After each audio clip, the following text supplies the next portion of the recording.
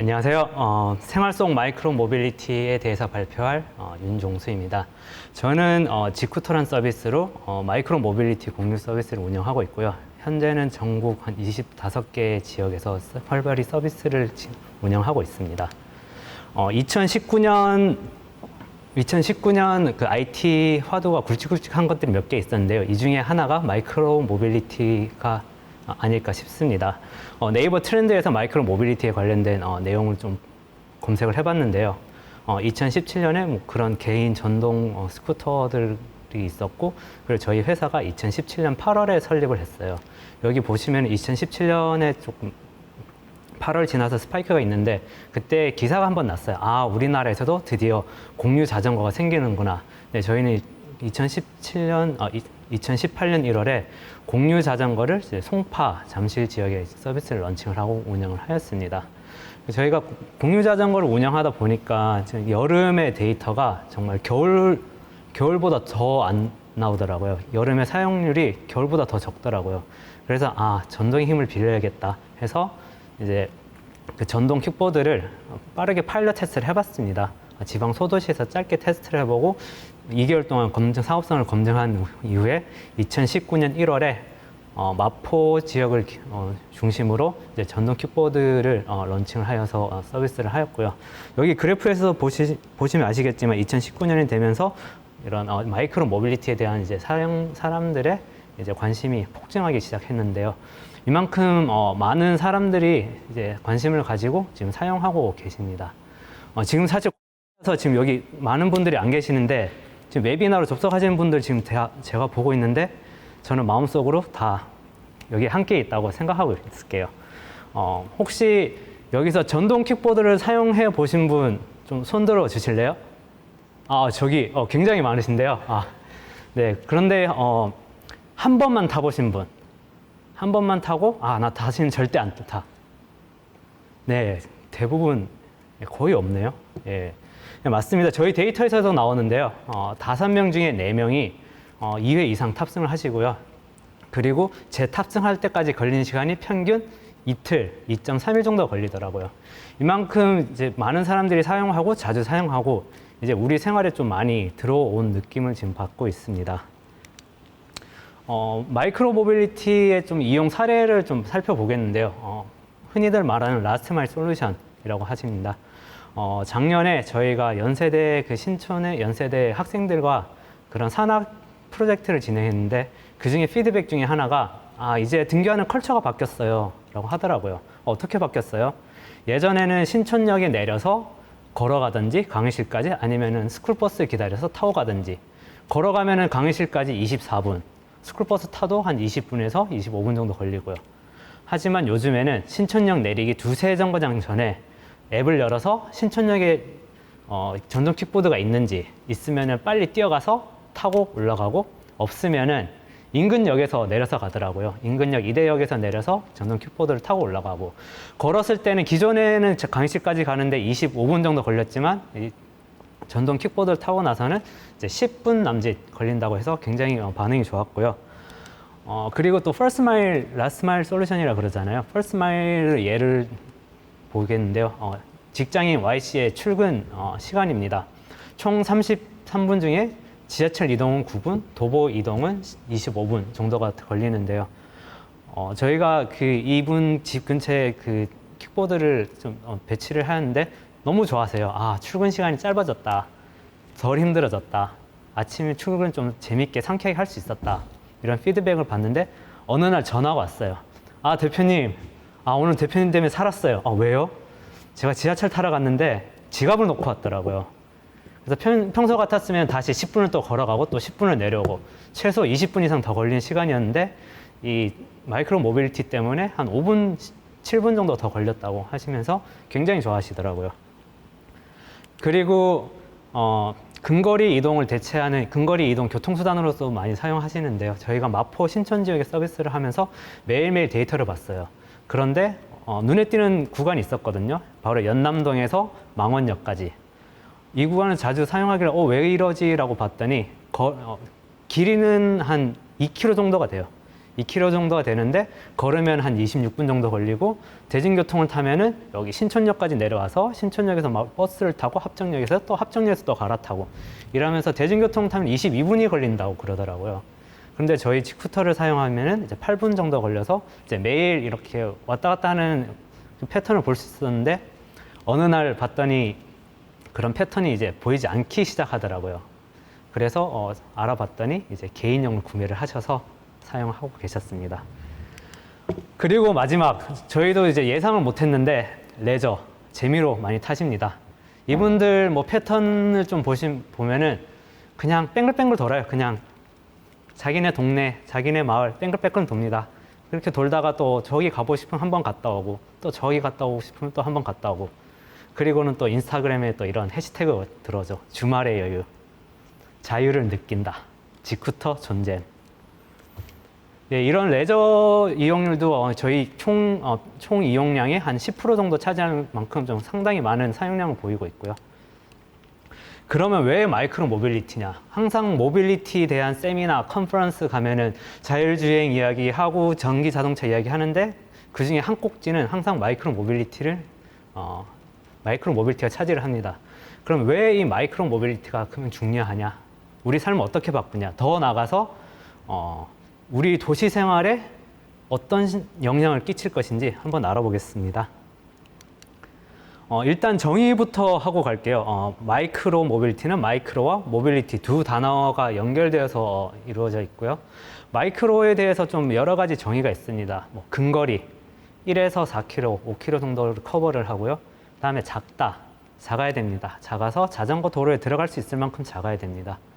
그리고 개인이 이동한 사람이 한 명이냐, 두 명이냐에 따라서 마이크로 모빌리티다, 아니다라고 정의하시는 분도 있고요.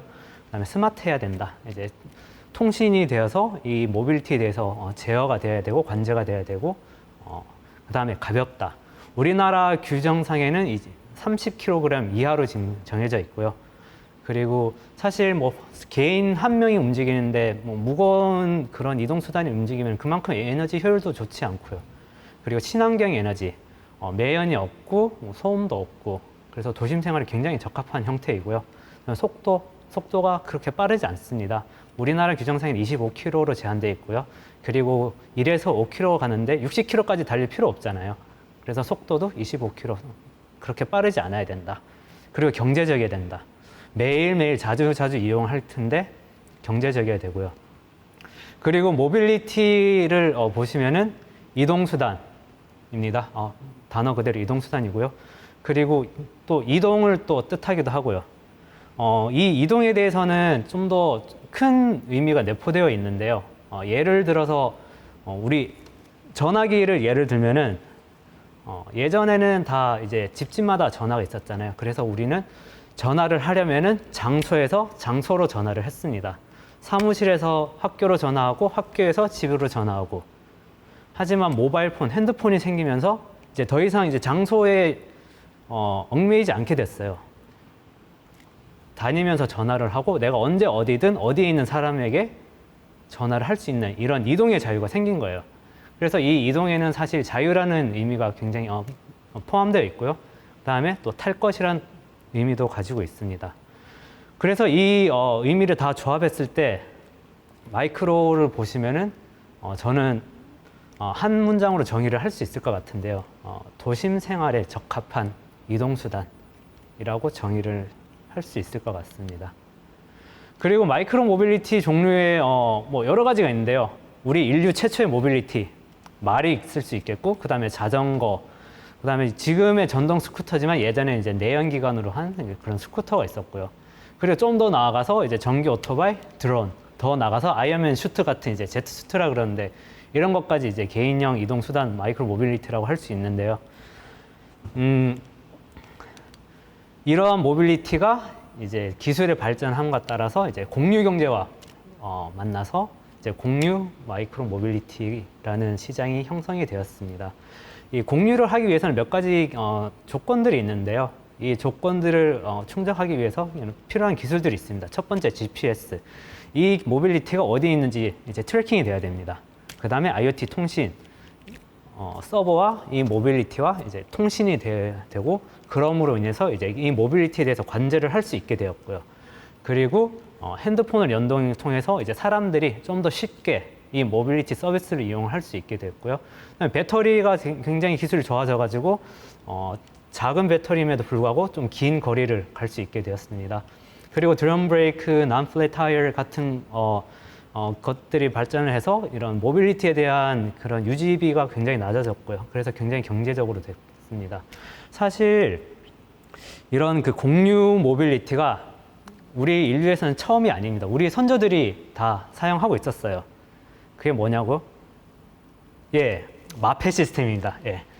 마페 시스템인데요. 예전에 그 마페를 가지고 역참에 가서 또 말을 바꿔 타고 또 다니다가 배터리가 다 되면 말이 이제 지치면 또 다른 데서 다른 말을 바꿔서 타고 이런 식으로 했었는데 여기 이 마페 시스템이 굉장히 활성화되지 않은 이유가 몇 가지 있습니다. 그 중에 하나가 이제 이런 그 경제성, 그 유지비가 좀 쌓여야 되고 저렴해야 되고 그 다음에 이런 제어가 그 모빌리티에 대한 제어가 안 됐어요. 이 모빌리티가 지금 어디에 있는지 사실 말이 뭐 나 여기 있습니다, 네 여기 있습니다라고 하지 않잖아요.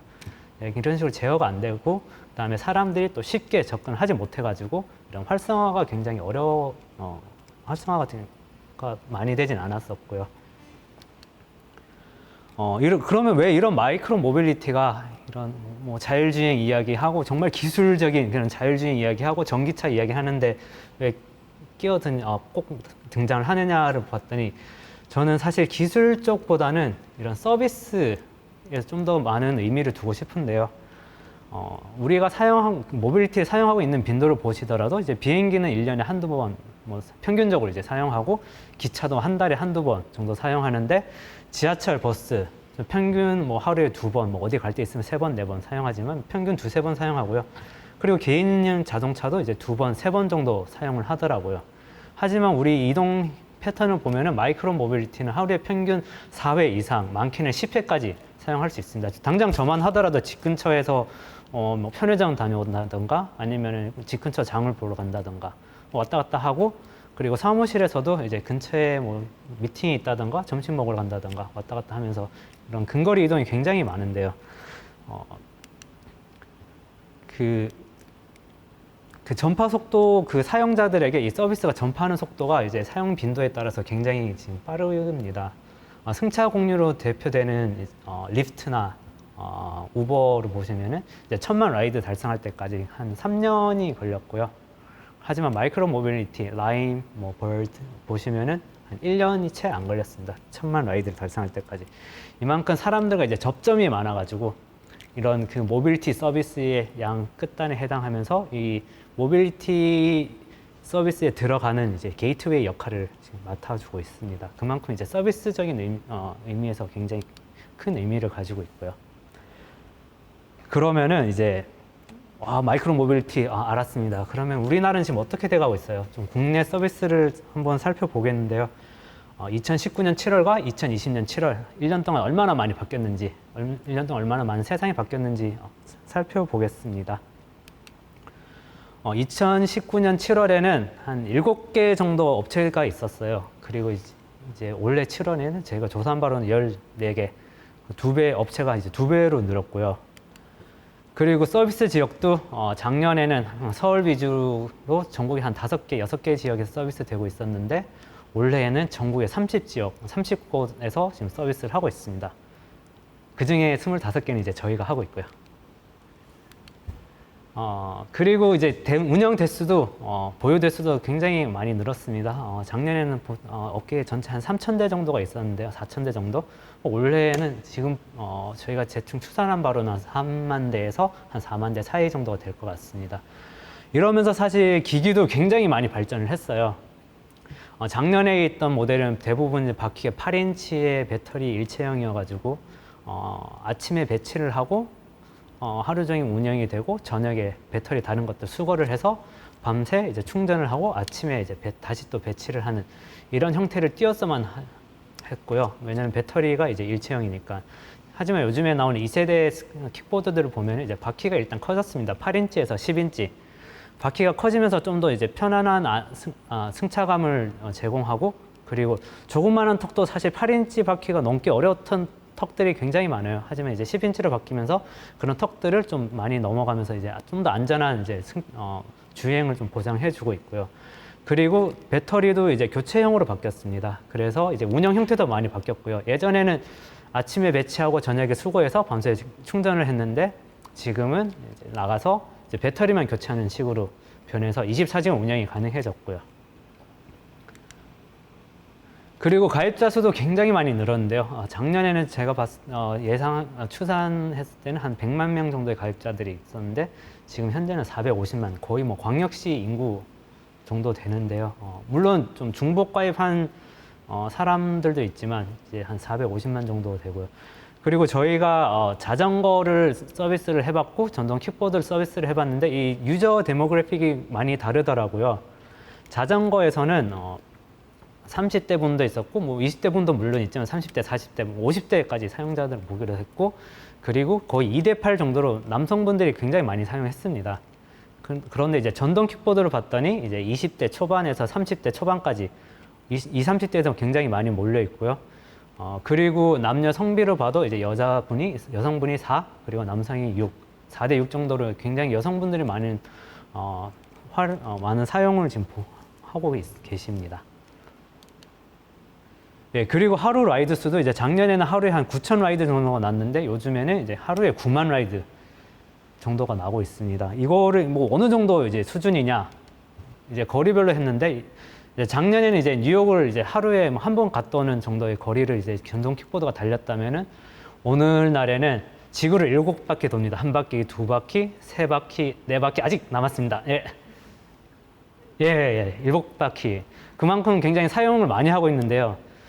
그럼 이 사용이 뭐 우리한테는 뭐 어떤 영향을 주나요? 네, 이런 그 환경에 기여하는 바도 굉장히 큽니다.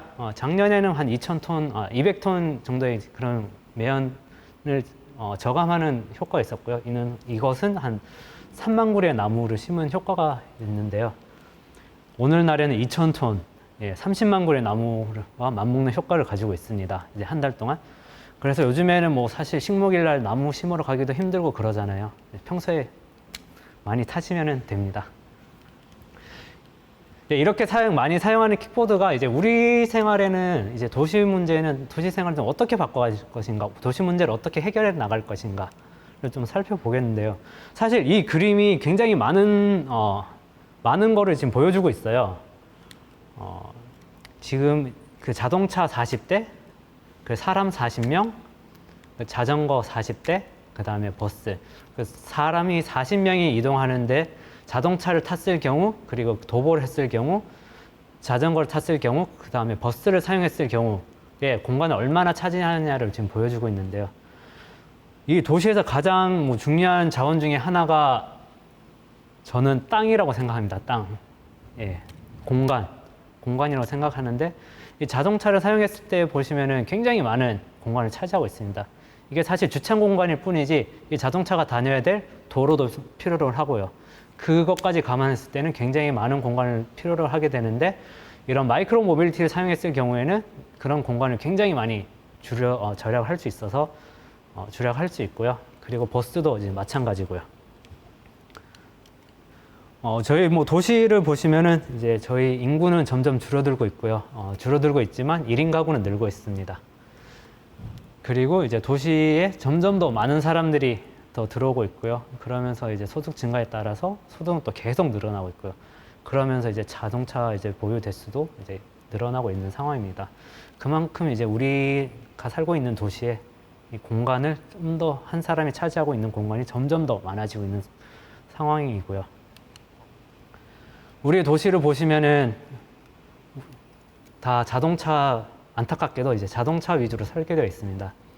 처음부터 도로를 내고 그 도로를 피해가기 위해서 육교를 만들고 육교를 못 만들면 땅을 파서 지하도를 만들고 도로가 부족하면은 또 고가도로를 만들어서 그 위로 자동차가 다니고 도시는 이제 자동차의 것이 된 것 같습니다.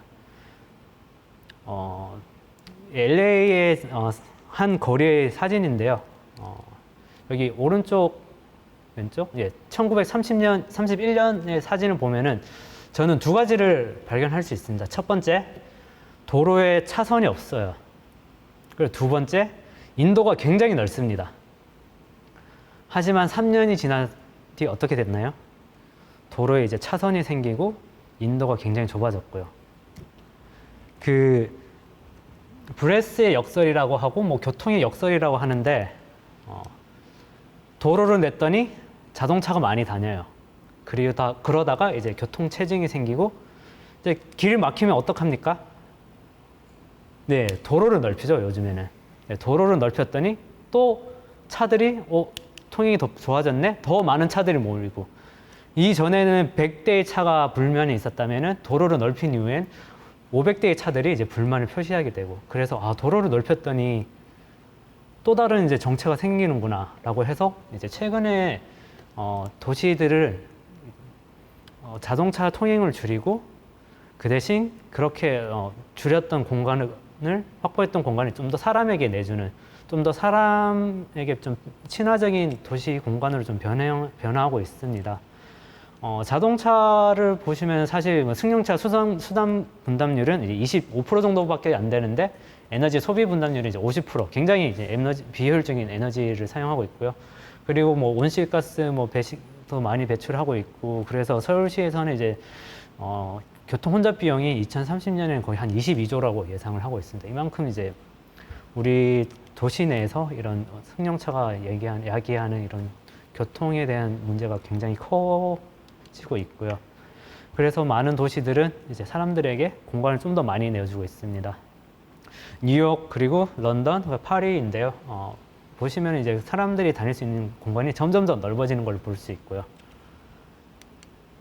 그리고 서울에서 발표한 이제 2030 교통 비전이라는 곳에서 발표를 했는데요. 30년까지 교통 통행량을 30% 감축을 하겠다. 그리고 평균 통근 시간을 30% 감축하겠다. 지금 이제 53분 정도 되는데 30%를 감축을 해서 한 40분대로 하겠다. 그리고 녹색 교통 수단 이용 면적을 좀 더 인프라를 더 확충을 해서 그런 이런 마이크로 모빌리티 좀 더를 많이 포용할 수 있는 도시를 만들겠다고 했는데요. 이 정책에서 사실 마이크로 모빌리티가 좀 중요한 역할을 할 것 같습니다. 첫 번째, 이제 교통량, 승용차 통행량을 줄이면은 사람들의 이동이 당장 불편해지잖아요. 이런 이동 불편한 것을 이제 근거리 이동 수단을 많이 확충을 하면서 이동의 자율성은 더 보장을 해주는 방향으로 할 수 있고요. 그 다음에 평균 통근 시간을 줄이는 곳에서도 이제 퍼스트, 레스 마일에서 이런 교통 수단을 제공하면서 통근 시간을 많이 줄일 수 있을 것 같습니다.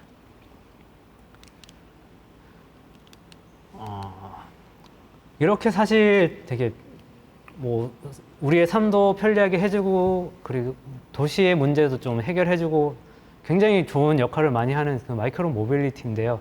이런 마이크로 모빌리티가 대중화를 되려면은 몇 가지 좀 개선해야 될 상황이 있습니다. 그 중에 하나가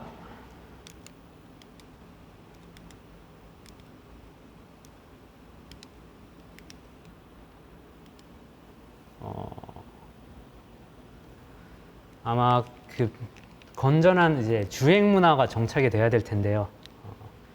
1906년에 그 샌프란시스코의 거리입니다. 보시면은 방금 차도 지나가고 사람도 막 지나가고 저렇게 갑자기 말도 막 튀어나오고, 저는 이 영상을 보면서 되게 지금 우리가 전동 킥보드를 타고 다니면은 다닐 때 모습과 굉장히 비슷한 것 같더라고요.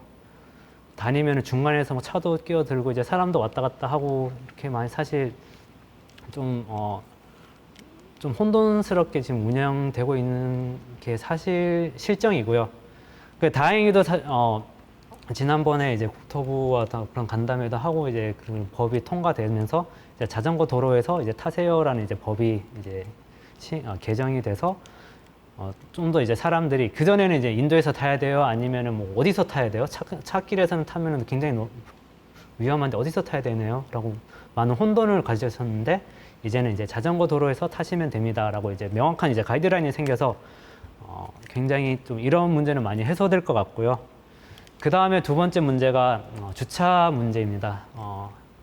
많이들 이제 뉴스 기사나 뭐 이런 쪽으로 이제 접하셨을 텐데, 사실 주차와 방치는 정말 1m 차이거든요.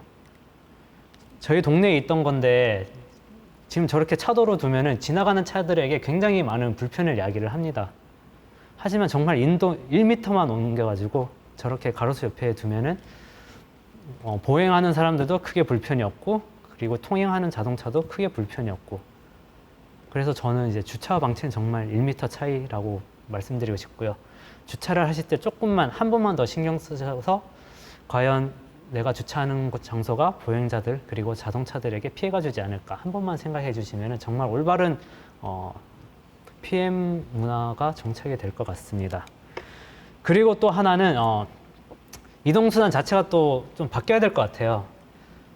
지금 뭐 전동 킥보드, 뭐 자전거라고 하시면은 딱 이런 이미지가 나옵니다. 이런 이미지가 떠오릅니다. 날씨 좋은 날 젊으신 분이 타고 다니는 거. 네, 여기에서 사실 두 가지 문제점이 있는데요. 이런 마이크로 모빌리티가 대중화가 되려면은 첫 번째, 날씨에 구애받지 않아야 됩니다. 눈 온다고 못하고 이제 비 온다고 사용 못하면은 제 출근 시간이 영향을 받지 않습니까? 그래서 이런 날씨에 일단 구애는 받지 않아야 되고요. 그다음에 두 번째, 연령대가 좀 더 많아져야 됩니다. 지금은 20, 30대만 사용하고 있지만 40대, 50대 저희 부모님들도 편하게 사용할 수 있는 이런 이동 수단이 개발되어야 될 것 같고요. 그렇다면은 우리 이 미래의 모빌리티는 과연 이제 어떤 형태를 띨 것이냐? 20년, 30년 뒤에 이런 모빌리티는 어떤 형태를 띨 것이냐? 케이스라고 많이들 이야기하시는데요. Connected, Autonomous, Shared, 그 다음에 Electric. Connected. 교통수단이 다른 형태의 교통수단과 연결이 되면 굉장히 큰 시너지를 냅니다. 우리는 사실 이거를 지금 서울시에서 느끼고 있는데요. 그것이 바로 지하철과 이제 버스가 연계돼서 운영되는데요. 지하철과 버스가 사실 연계되면서 굉장히 우리 이동이 편해졌고요. 여기에다가 이제 라스트 마일, 퍼스트 마일을 담당하는 마이크로 모빌리티까지 연계가 된다면 우리의 도심 속에서 이동은 정말 한층 더 편해질 것 같습니다. 그 다음에 오토노머스, 자율주행이라 그러죠. 그 진정한 의미의 라스트 마일은 내가 정말 가고 싶은 데까지 가는 것입니다. 그래서 내가 목적지까지 간 다음에 주차를 하면은 이제 마이크로 모빌리티는 자기가 스스로 자율주행으로 정해진 주차 장소나 아니면은 이제 파킹 스테이션, 그런 충전 스테이션에 찾아가는 이러한 자율주행 형태를 띨 것이고요. 그 다음에 공유. 개인 소유한 차량이 평균 하루에 이용되는 시간은 1시간 미만이라고 합니다. 그만큼 이제 개인 소유에 대한 비효율성을 나타내고 있는데요. 그리고 그만큼 공간도 많이 차지하고 있고요. 이런 문제를 이제 공유를 통해서 이제 풀어나갈 것 같고요. 그 다음에 일렉트릭, 친환경 에너지를 이용해서 매연 걱정 없고 소음 걱정 없는 그러한 이동수단이 미래는 될 것 같습니다. 그리고 끝으로 한 가지 말씀드리고 싶은 게 있는데요. 저는 지금의 시기를 우리나라에서 자동차가 처음 들어왔을 때의 시기로 보통 많이 비유를 하는데요. 우리나라에 자동차 처음 들어왔을 때 길에는 사람도 다니고 말도 다니고 소도 다니고 서로 섞여가지고 다니고 있었습니다. 하지만 4년, 5년 만에 도로가 생기고 차선이 생기고 신호등도 생기고 횡단보도 생기고 자동차와 사람이 질서정연하게 서로 어울려서 생활이 가능하게 되었습니다. 마이크로 모빌리티도 우리가 지속적으로 관심을 가지고 개선을 시켜 나간다면은 4년, 5년 뒤에는 분명히 자동차, 마이크로 모빌리티, 그 다음에 도보를 이용하는 행인들이 같이 편안하게 어울려서 다닐 수 있는, 살 수 있는 그런 도시가 되지 않을까 싶습니다. 감사합니다.